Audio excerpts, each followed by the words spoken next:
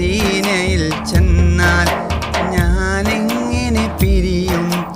മഹമൂദെ കണ്ടാൽ ഞാനങ്ങ് തളരും.